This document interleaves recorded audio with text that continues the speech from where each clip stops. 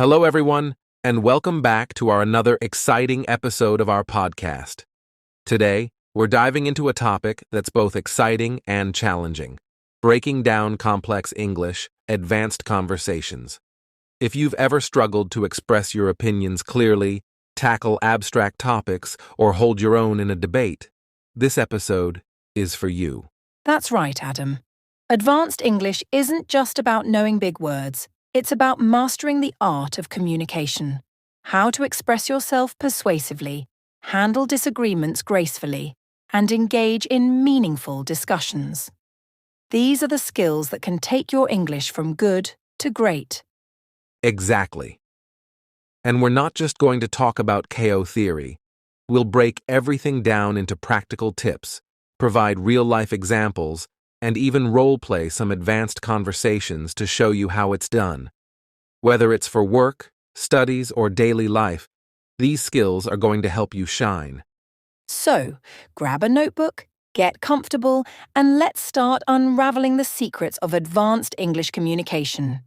By the end of this episode, you'll feel more confident about tackling any complex conversation in English.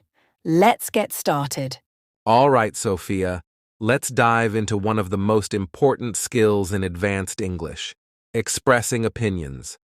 Whether you're at work, debating with friends, or even writing a social media post, being able to clearly and effectively share your thoughts can really set you apart.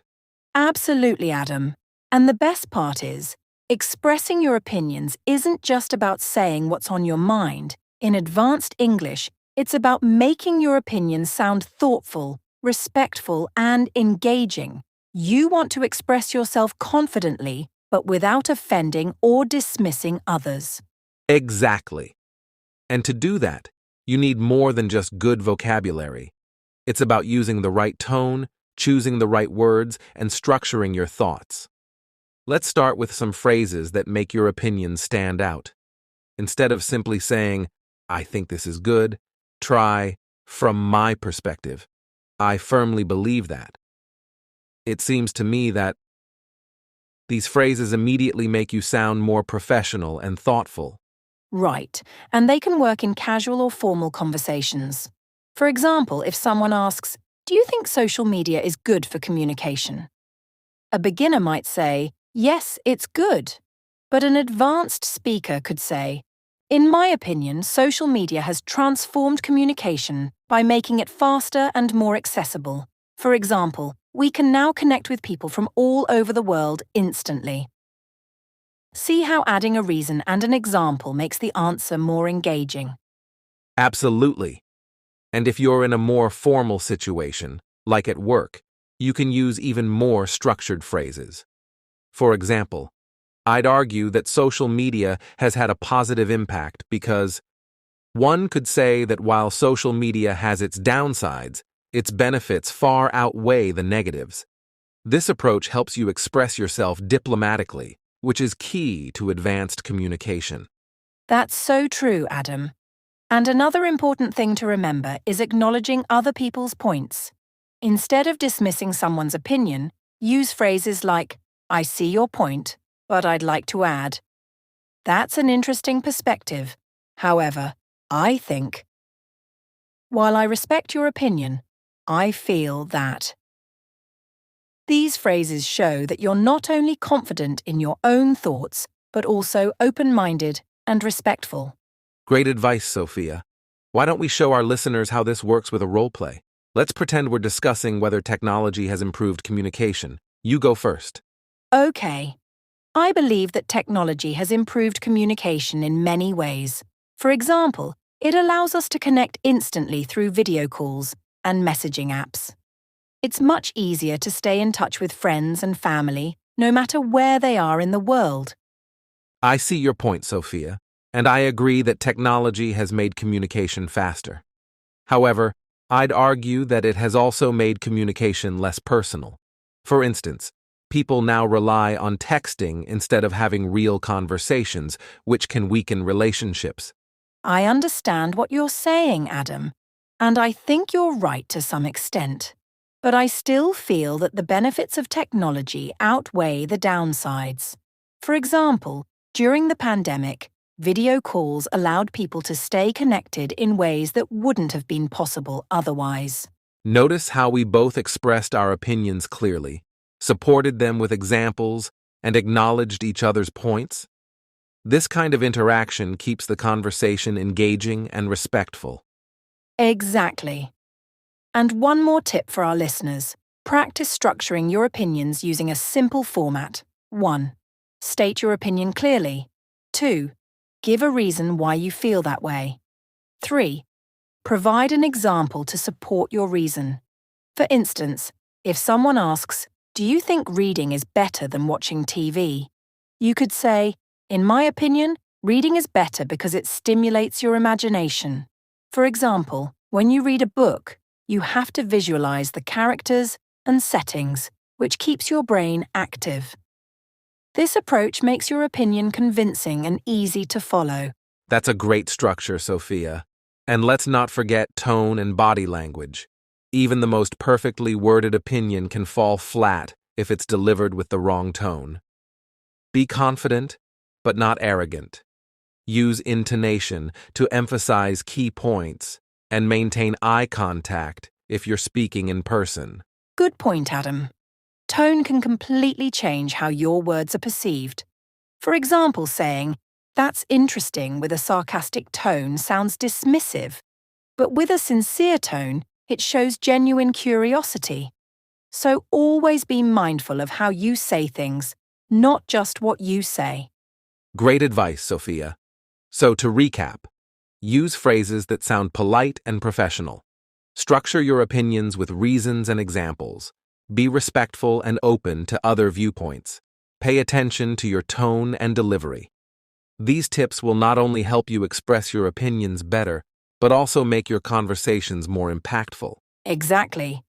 And now that we've covered the art of expressing opinions, let's move on to our next segment, mastering persuasive language. This is where you'll learn how to convince others while keeping the conversation engaging and respectful. Stick around, it's going to be a good one. All right, Sophia, we've discussed how to express opinions, but what if you want to take it a step further and actually persuade someone to agree with you? That's where persuasive language comes into play. Exactly, Adam. Persuasion is more than just stating your opinion. It's about influencing others to see things from your perspective and hopefully convince them to act on it. Whether you're trying to convince your boss, a friend, or a colleague, mastering persuasive language is a game changer. So where do we start? What makes language persuasive? Great question. First of all, persuasive language is all about appealing to emotions, logic, and credibility. Let's break that down. When we appeal to someone's emotions, we use words and phrases that make them feel something, whether it's excitement, urgency, or even empathy. For example, instead of just saying, "I think we should donate to this charity," you could say, "By donating to this charity, you're not just helping a cause, you're changing someone's life for the better." Notice how we add emotional impact by focusing on the life-changing effects of the donation. That's powerful. So, emotional appeal is about tapping into what motivates people, whether it's compassion, fear, happiness, or even curiosity. What's next? Next, we have the logical appeal. This is where you back up your opinion with facts, statistics, and clear reasoning. For example, instead of saying, "We should all stop using plastic bags," try something like, "According to studies, over 8 million tons of plastic end up in the ocean every year, harming marine life." Switching to reusable bags can reduce that by 70%. See how using facts makes your argument more credible and convincing. Right. So the more evidence you provide, the stronger your argument becomes. Now, what about credibility? How does that fit into persuasive language? Credibility is key. If you want people to believe you, they need to trust that you know what you're talking about. This is where your reputation or expertise comes in. For example, if you're trying to persuade someone to invest in a business idea and you've worked in the field for years, you might say, based on my 10 years of experience in the industry, I can confidently tell you that this idea has great potential. The more credible you sound, the more likely people are to listen to you. So, to persuade someone, you need a balance of emotions, logic, and credibility. Now let's talk about some persuasive techniques, specific phrases and strategies that will make your message even more convincing. Let's start with repetition. Repeating key points helps drive home your message and makes it more memorable. For example, we need to act now. We need to act before it's too late. We need to protect our future. The repetition creates urgency and reinforces the importance of your argument. Another powerful technique is asking rhetorical questions. These are questions you ask to make the other person think without expecting an answer. For example, don't we all want a cleaner, safer environment for future generations? That question is designed to make people reflect on their own values and beliefs. Then there's storytelling. Humans are naturally drawn to stories, so weaving a story into your argument can make it much more persuasive. For example, I was once in a similar situation, and by choosing this approach, I was able to turn everything around.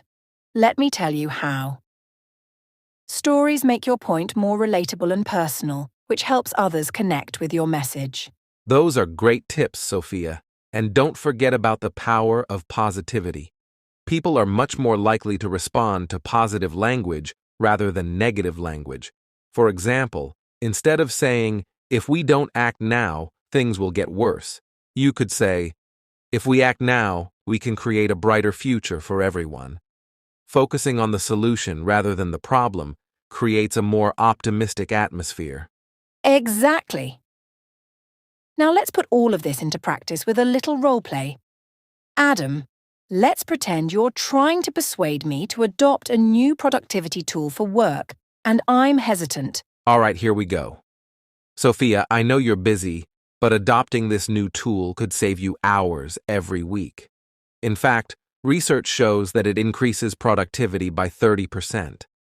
Just imagine how much more you could accomplish. I'm not sure, Adam. I've always used my traditional methods and I'm comfortable with them. I totally understand that, Sophia. I felt the same way at first, but after using the tool for a week, I found that my work became more organized and less stressful.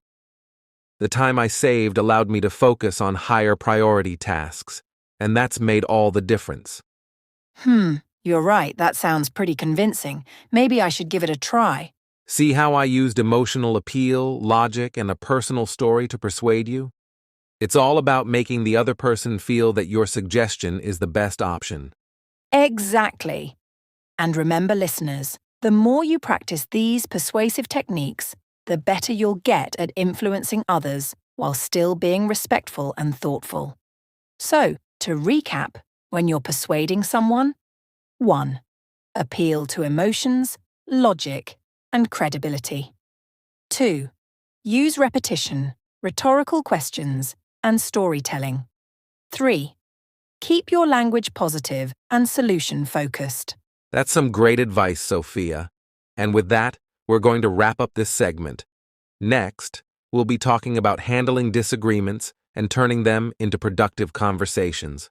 Stay tuned. Sophia, expressing opinions and mastering persuasion are great. But what about when we dive into the really tricky stuff? Abstract topics. You know, those deep and sometimes hard to grasp ideas like happiness, freedom, or even the meaning of life. They're the kind of topics that can make conversations both exciting and challenging. That's right, Adam. Abstract topics require not just a good vocabulary, but also the ability to explain, question, and sometimes even debate. But here's the good news. Tackling abstract ideas can really elevate your English skills. It forces you to think critically and articulate yourself in a more nuanced way. Let's start by addressing the challenge. Why are abstract topics so tough to talk about? Well, for one, abstract ideas often don't have a clear physical form. It's easier to describe a car or a tree than to explain what love or justice means. Everyone has their own interpretation, So you need language that's precise and descriptive to make your thoughts clear. That makes sense. So how can learners get better at discussing abstract topics? What tools or strategies should they use? One powerful strategy is breaking the topic down into smaller, relatable parts. For example, let's say you're talking about happiness. Instead of just saying, happiness is important, you could explain, happiness can come from small moments, like spending time with family, achieving a goal, or even enjoying your favorite meal. By breaking it down, you make the abstract concept more concrete and relatable. Great tip, Sophia. Another way to tackle abstract topics is by using examples and comparisons. For instance, if you're discussing freedom, you might say, freedom is like an open road. It gives you endless possibilities, but it also requires responsibility to make the right choices. Comparisons like that help listeners visualize what you mean. Exactly. And don't forget about asking questions to spark discussion. Abstract topics are often subjective, so inviting others to share their perspective can keep the conversation flowing. For example, what does freedom mean to you? Do you think it's the same for everyone? This not only keeps the conversation engaging, but also shows that you value other people's opinions. Speaking of opinions, abstract discussions often lead to debates. How can learners handle that gracefully? Good question. The key is to stay respectful and open-minded. Use phrases like, that's an interesting perspective, here's how I see it. Or, I hadn't thought of it that way before, but I think. This keeps the tone positive and shows that you're willing to listen, even if you disagree. And what about vocabulary? Are there specific types of words or phrases that work well for abstract topics? Absolutely. Abstract topics often require adjectives and adverbs to add depth to your ideas. For example, instead of saying, freedom is good, you could say, freedom is deeply personal and profoundly important to every individual. Words like deeply, profoundly, or personal give your ideas more weight and clarity. Nice. Another useful trick is using phrases that show uncertainty or complexity. Abstract topics rarely have clear answers, so it's okay to use expressions like, it seems to me that, in a way, this might be true for some people, but not for everyone. These phrases show that you're thoughtful and willing to explore different angles. And let's not forget the power of storytelling in abstract discussions. Sharing a personal story or experience can make your point more relatable. For example, if you're talking about happiness, you could say, I remember one time when I was feeling really low, and a friend surprised me with a thoughtful message. It reminded me that happiness often comes from the little things we don't expect. Stories like this help connect abstract ideas to real-life experiences. That's so true, Sophia. And abstract conversations don't always have to be super serious. You can also explore abstract ideas in a lighthearted way. For example, if you're talking about success, you might say, some people think success is owning a mansion or a fancy car. For me, it's being able to sleep in on weekends without an alarm clock. A bit of humor can make abstract topics less intimidating. Absolutely, Adam. So to sum up this segment, 1. Break abstract topics into smaller, relatable parts. 2. Use examples, comparisons, and storytelling to make your ideas clear. 3. Invite others to share their perspectives and stay open-minded. 4. Use rich vocabulary and phrases that reflect complexity or uncertainty. 5. And don't be afraid to add a touch of humor. Sophia, let's talk about something that can be quite challenging for English learners, handling disagreements. Imagine you're in a conversation, maybe with a friend, a colleague, or even a stranger, and suddenly they completely disagree with you. Now, for someone still building their confidence in English, this situation can feel really awkward or even intimidating. Don't you think so? You're absolutely right, Adam. Handling disagreements is a skill that takes practice, and it can be especially tough when you're speaking in a language that's not your first. But here's the good news. Disagreements don't have to be confrontational. In fact, when handled correctly, they can be an excellent way to practice advanced communication skills and show maturity. It's all about knowing how to express your thoughts respectfully and keeping the conversation positive, no matter how different your opinions may be. That makes so much sense, Sophia.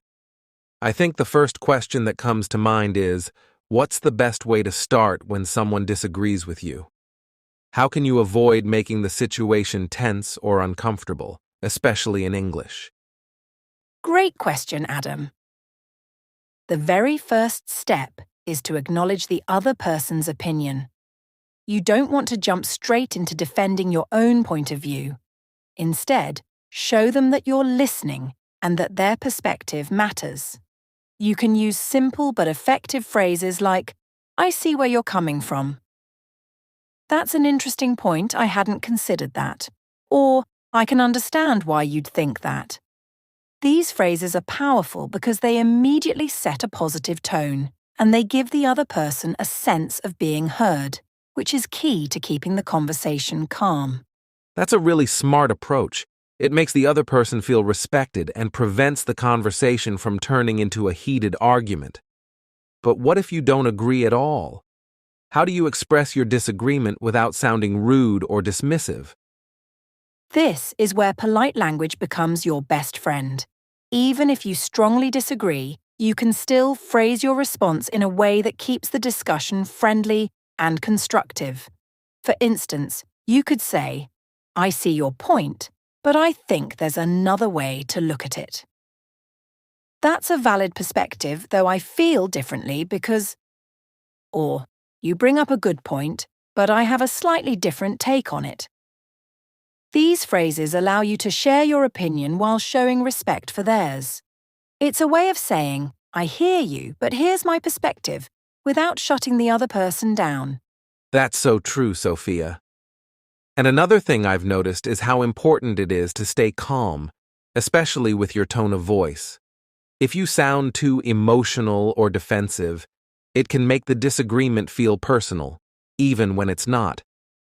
For example, instead of saying, "You're completely wrong," which can come across as harsh, you can say, "I don't quite agree with that, and here's why." That little change makes such a big difference, don't you think? Absolutely, Adam. Tone is everything in a disagreement. When you stay calm and use neutral or positive language, it shows that you're focused on the ideas, not attacking the person. And here's another tip. If you realize you're wrong, don't be afraid to admit it. It takes confidence to say things like, "You know what? I think you're right about that. I hadn't considered that point. Thanks for bringing it up." Or, "I see your perspective now, and I agree with you." Admitting you're wrong not only keeps the conversation respectful, but it also shows that you're willing to learn and grow, which earns you a lot of respect from others. That's such a great point, Sophia. But I think one of the hardest parts is making sure your tone doesn't unintentionally sound rude or dismissive. What are some practical ways to avoid that, especially for English learners who are still mastering the language? That's such an important question, Adam. One of the best ways to avoid sounding rude is to choose your words carefully and stay away from sarcastic or overly blunt statements. For instance, instead of saying, "Obviously, that's wrong," which can come across as dismissive, you could say, "That's an interesting perspective, but I think there might be another way to approach it." Even subtle changes like this can completely shift the tone of the conversation. And don't underestimate the power of body language and facial expressions. Smiling or maintaining a friendly expression can soften your words and show goodwill, even in a disagreement. That's so helpful, Sophia. And here's another strategy I found useful: asking questions. Instead of just saying, "I disagree," you can ask for more information or clarification. For example, you could say, "Can you explain that a bit more?" What makes you feel that way? Or, I'd love to understand your perspective better. Asking questions not only helps you understand the other person's viewpoint, but also makes the disagreement feel more like a conversation than an argument. Exactly, Adam. And let's not forget, sometimes the best way to handle a disagreement is to take a step back. If things start getting too heated, it's perfectly okay to pause the discussion. You can say, let's revisit this topic later. Maybe we can agree to disagree for now. Or, this is a great discussion, but let's keep it light and not get too intense. Taking a pause shows maturity and keeps the relationship intact, which is far more important than winning an argument. That's a fantastic point, Sophia. So, to sum up for our listeners. 1. Always start by acknowledging the other person's opinion to show you're listening. 2. Use polite and respectful phrases to share your disagreement. 3. Stay calm and avoid using emotional or harsh language. 4. Be confident enough to admit when you're wrong. It's a sign of strength, not weakness. 5. Ask questions to dig deeper and understand more. 6. And finally, know when to pause or agree to disagree. With these strategies, handling disagreements can become a valuable skill, even in English. Sophia, idioms are such a fascinating part of English, don't you think? They add so much color to conversations, but at the same time, they can be really tricky for learners because the meaning isn't always obvious from the words themselves. I mean, phrases like kick the bucket or the ball is in your court, if you take them literally, they don't make much sense, right? Exactly, Adam. That's what makes idioms so interesting and challenging. They're deeply tied to culture, history, and context, which is why understanding them can feel like solving a puzzle. But once you get the hang of them, they can make your English sound a lot more fluent and natural. Plus, using idioms is a great way to show off your language skills. Totally agree, Sophia. So, let's break this down for our listeners. How about we start with some idioms that are useful for professional settings? These are great for learners who want to improve their English for work or school. Great idea, Adam. Let's take an idiom like think outside the box. This means to come up with creative or unconventional ideas. For example, if your boss says, we need to think outside the box for this project, they're asking you to approach the problem in a unique way.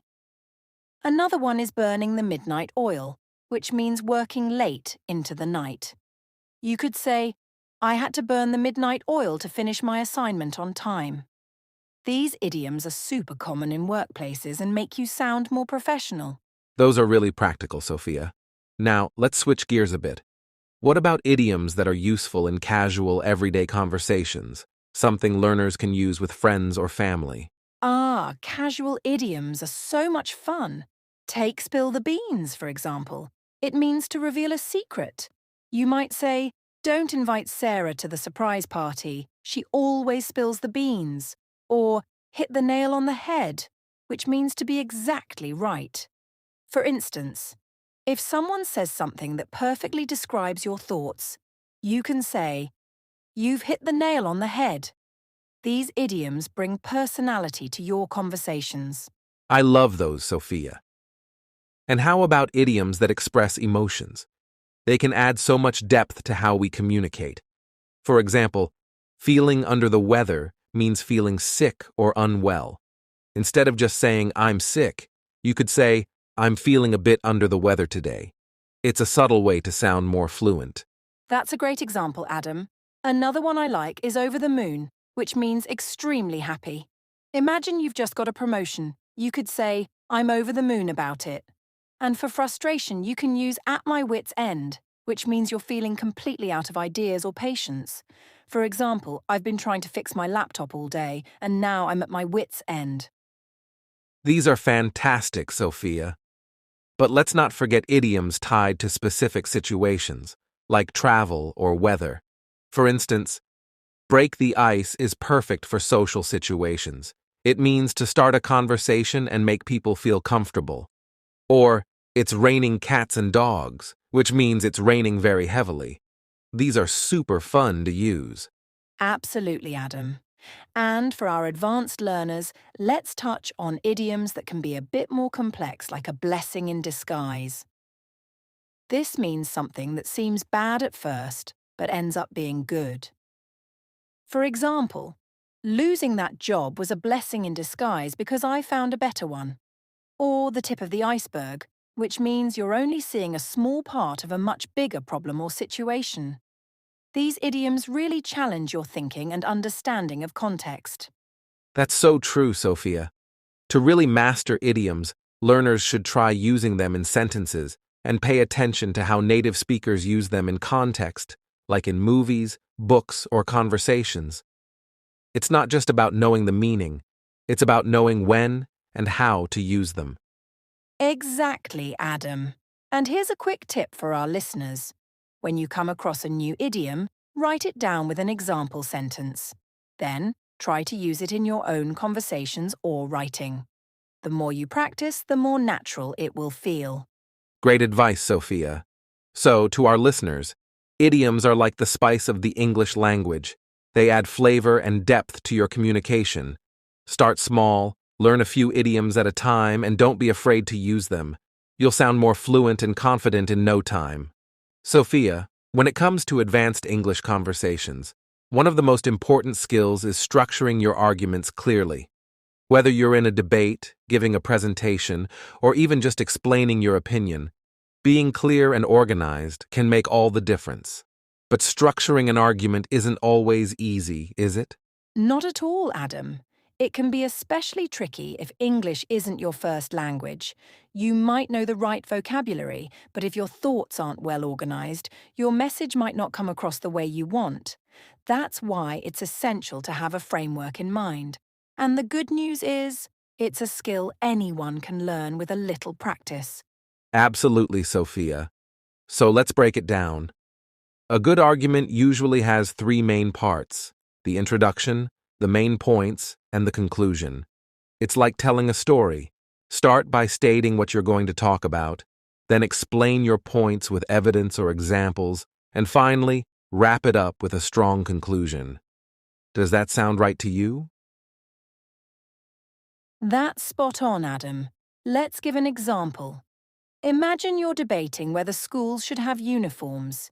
You could start with an introduction like, I believe school uniforms are beneficial for students because they create equality and reduce distractions. That sets up your argument clearly. Exactly. Then, you'd move on to the main points. For instance, first, uniforms help eliminate social barriers. When everyone dresses the same, students are less likely to feel judged based on their clothing. Second, they save time and reduce stress for families since there's no daily struggle over what to wear. Notice how each point is specific and supported by reasoning. Yes, and once you've explained your points, you need a strong conclusion to tie everything together. Something like, in conclusion, school uniforms promote equality and reduce stress, making them a practical choice for schools. This gives your argument a polished and professional finish. Exactly, Sophia. And here's an important tip for our listeners. Always use linking words to connect your ideas. Words like first, however, on the other hand, and in conclusion act as signposts, guiding your audience through your argument. Without them, your ideas can feel disjointed. Great point, Adam. Also, don't forget about tone and clarity. Keep your sentences simple and direct. If your argument is too complicated or uses jargon, you might lose your audience. For instance, instead of saying, the sartorial homogenization of students diminishes socioeconomic disparities, just say, uniforms reduce social inequality. Clear communication is always more impactful. That's so true, Sophia. And another thing, anticipate counter-arguments. If you're in a debate or persuasive discussion, think about what the other person might say and address it. For example, some people argue that uniforms restrict self-expression, but I believe students can still express themselves through their actions and ideas rather than their clothes. This shows you've thought about both sides. Yes. That not only makes your argument stronger, but also shows that you're a thoughtful speaker. And for advanced learners, practicing this kind of structured thinking in English will help you in so many areas, whether it's academics, work, or even social situations. It's a powerful skill to have. Absolutely, Sophia. So, to our listeners, the next time you want to express your opinion, remember the three-part structure: introduction, main points, and conclusion. Practice with simple topics first, and gradually move on to more complex ones. And don't forget to use those linking words to keep everything smooth and connected. Great advice, Adam. Structuring arguments is like building a bridge. You need a solid foundation, clear pathways, and a strong endpoint. With practice, you'll be able to explain your ideas confidently and effectively. Sophia, one of the most overlooked aspects of mastering English is learning how to use tone and intonation effectively. It's not just about what you say, it's about how you say it. A single sentence can mean completely different things depending on the tone you use. Don't you agree? Absolutely, Adam. Tone and intonation are like the emotions of your speech. They can show whether you're happy, sad, surprised, or even sarcastic. For example, if you say "that's great" with an upbeat tone, it sounds genuine. But if you say the same words with a flat or exaggerated tone, it might sound sarcastic. It's a subtle but important part of communication. Exactly, Sophia. And it's especially tricky for English learners because intonation patterns can vary so much between languages. For instance, in English, we often raise our tone at the end of a question. So if I ask, "Are you coming to the meeting?" you'll hear my voice go up at the end. But for a statement like, "I'll be at the meeting," my tone stays steady. These changes help listeners understand the intention behind your words. That's a great point, Adam. And tone can also help emphasize specific words in a sentence. For example, if I say, "I didn't say you stole the book," and stress the word "I," it means someone else said it. But if I stress is stole, it changes the meaning to suggest maybe you borrowed it instead. These little shifts can make a big difference in how your message is understood. Exactly. And let's not forget about emotions, Sophia. How you use tone can completely change the mood of a conversation. For instance, if I say, "I can't believe it," with excitement, it means I'm surprised in a good way. But if I say the same words with disappointment, it means something bad happened. Tone adds so much depth to our communication. That's so true, Adam. And here's a tip for our listeners. If you're watching movies or TV shows, pay close attention to how characters deliver their lines. Notice how their tone matches their emotions or the situation. Try mimicking their intonation. It's a great way to practice and understand the subtle nuances of English. Great advice, Sophia. Another practical way to practice is by reading sentences aloud with different tones. For example, take a simple sentence like, "I can't do that." Say it with frustration, then with curiosity, and then with confidence. You'll hear how the meaning changes based on your tone. Yes, and practicing with a friend can make it even more fun. Try role-playing different scenarios, like being at a job interview, arguing with a sibling, or asking for help in a store. Each situation calls for a different tone, and practicing them will help you sound more natural in real-life conversations. Exactly, Sophia. And here's one last thing. Don't be afraid to exaggerate your tone while practicing. It might feel silly at first, but it helps train your ear and your voice to get it right. Over time, it'll feel more natural and effortless. That's such a great point, Adam. Tone and intonation might seem like small details, but they're what make English feel alive and expressive.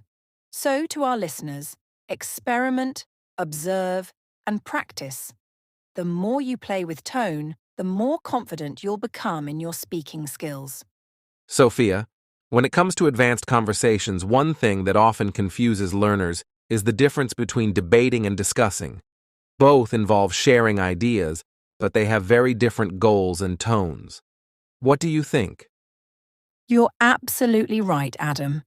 In a discussion, the goal is usually to share ideas, explore a topic, or solve a problem together. It's more collaborative and open-ended. On the other hand, a debate is more competitive. Each side is trying to convince the other or win the argument. Both require strong communication skills, but in very different ways. Exactly, Sophia. Let's give an example. Imagine we're discussing whether students should have homework. In a discussion, I might say, I think homework is useful because it helps students practice what they learn in class. And then you might respond with your thoughts like, that's true, but too much homework can be overwhelming. See how it's about exploring both sides? Yes, and in a debate, the tone would be very different. I might say, homework is unnecessary because it adds stress to students and takes away their free time. And you could counter with, but without homework, students might not retain what they've learned. In a debate, we're trying to defend our positions and prove our points. Exactly. And for learners, it's important to know how to approach both situations. In a discussion, being polite and open to others' ideas is key. You can use phrases like, that's an interesting point, or, I see what you mean, but I think. It's more about listening and sharing. Right. But in a debate, the focus is on being persuasive and confident. You might use phrases like, I strongly believe, or, the evidence clearly shows. And don't forget to back up your arguments with facts, examples, or logic. It's about convincing the other person or audience. And here's an important tip, Sophia. Whether you're debating or discussing, always stay respectful. In heated debates, it's easy to get emotional, but it's important to avoid personal attacks or dismissing someone's ideas. A great phrase to use is, I respect your opinion, but I see it differently. That's a great tip, Adam. And another thing to remember is that both debating and discussing help improve your English skills in different ways. Debating sharpens your ability to think critically and speak persuasively, while discussing helps you practice listening, sharing ideas, and building connections with others. Absolutely, Sophia. And for our listeners, here's an exercise you can try. Pick a simple topic, like, is social media good or bad? First, discuss it with a friend, sharing your thoughts openly. Then, switch to a debate, where each of you takes a side and defends your position. It's a great way to practice both skills. That's such a fun idea, Adam. And don't forget to pay attention to your tone. In a discussion, your tone should be friendly and calm, while in a debate, it can be more assertive and passionate, but never rude. This helps set the right mood for the conversation. Exactly, Sophia. So, to all our listeners, whether you're discussing or debating, focus on expressing yourself clearly, listening carefully, and staying respectful. Both skills are invaluable, not just for learning English, but for communicating in any language. Sophia, even when we're speaking at an advanced level, there are still some common pitfalls that learners often face in conversations. You might be surprised at how easily they can derail an otherwise great exchange. Do you have any examples? Definitely, Adam. One of the biggest challenges in advanced conversations is using overly complex vocabulary or expressions. While it's great to know advanced words, overusing them can make you sound forced or even confusing. For example, if I say, I'm experiencing extreme fatigue due to the persistent depletion of my energy reserves, instead of just saying, I'm really tired, it's just too much. It can make your point less clear. That's a good point, Sophia. It's important to remember that advanced English isn't about showing off your vocabulary. It's about using language that is appropriate for the situation and making sure the other person understands you. Simplicity often works best. A common pitfall here is trying to impress rather than communicate. Exactly. Another pitfall is not adjusting your language based on the listener. For example, in a casual conversation, you might use idioms, humor, or slang to connect with your audience. But if you're in a formal meeting or giving a presentation, using those same expressions can sound unprofessional. It's essential to know when and how to adapt your language to the context. That's so true, Sophia. And speaking of context, another mistake many advanced learners make is not paying attention to cultural differences in language use. For example, sarcasm is widely used in some English-speaking cultures like the UK, but it can be confusing or even offensive in other cultures. If you're not careful, you could unintentionally offend someone. Absolutely, Adam. I've also noticed that advanced learners sometimes forget to give themselves time to process the conversation. They're so focused on responding quickly that they miss out on listening carefully. Active listening is key to a good conversation. You can't respond effectively if you're not fully absorbing what the other person is saying. Spot on, Sophia. And another pitfall I see is not asking for clarification when needed. In advanced conversations, it's easy to feel like you should understand everything. But it's okay to ask, "Could you explain that again?" Or, "I'm not sure I follow you. Could you give me an example?" It's a sign of confidence, not weakness. Yes, and one more thing. Interrupting.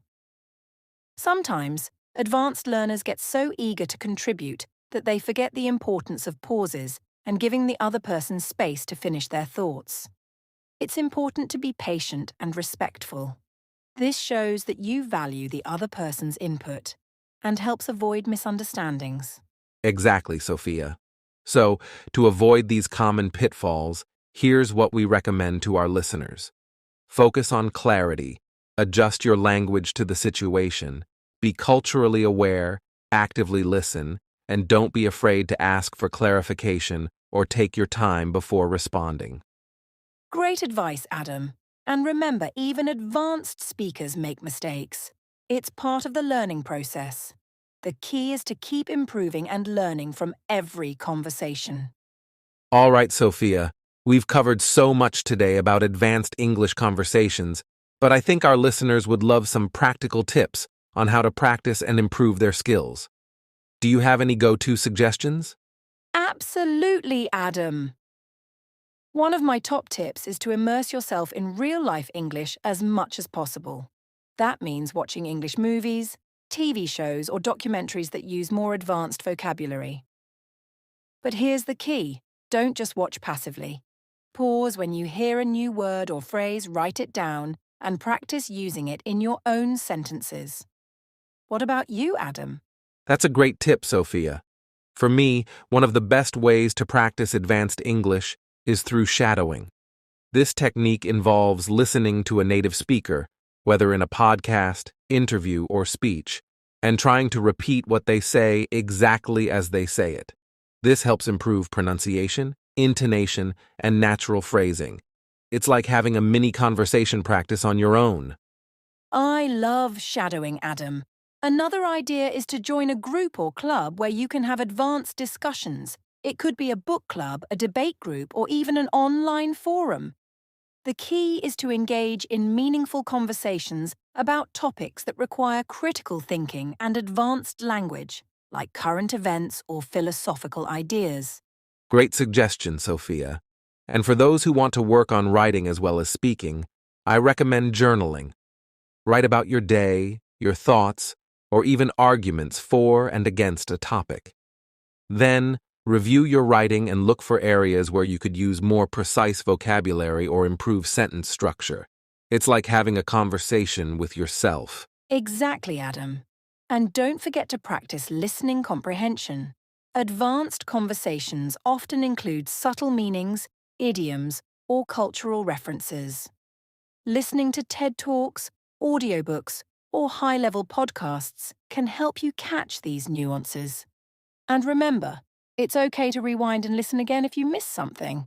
Absolutely, Sophia. And here's one more. Practice debates. Find a topic you're passionate about and either debate with a friend or record yourself presenting both sides of the argument. This not only improves your speaking skills, but also teaches you how to structure your thoughts and use persuasive language effectively. That's a brilliant idea, Adam. And for listeners who are shy about speaking, start small. Practice in front of a mirror, record yourself speaking, or even talk to a virtual assistant in English. The more you practice, the more confident you'll become. Exactly, Sophia. And let's not forget feedback. Whether it's from a teacher, a language exchange partner, or even an app, getting constructive criticism is invaluable. It helps you identify your strengths and areas for improvement. So true, Adam. And my final tip is to set specific goals. Instead of saying, I want to improve my English, aim for something like, I want to use 3 new idioms in a conversation this week, or I'll watch a TED Talk every day and summarize it. Clear goals keep you motivated and focused. Great advice, Sophia. To our listeners, practicing advanced English doesn't have to be overwhelming. Take it one step at a time, stay consistent, and don't be afraid to make mistakes. Every conversation is a chance to learn and grow. That's right, Adam. And remember, learning advanced English is about more than just language. It's about connecting, expressing yourself, and exploring new ideas. Keep practicing, and you'll see amazing progress. Conversation is a chance to learn and grow. Exactly, Sophia. Thank you to all our listeners for joining us today. We hope these tips inspire you to take your English skills to the next level. See you in the next episode. Thanks, everyone. Keep learning, keep practicing, and we'll see you next time. Bye.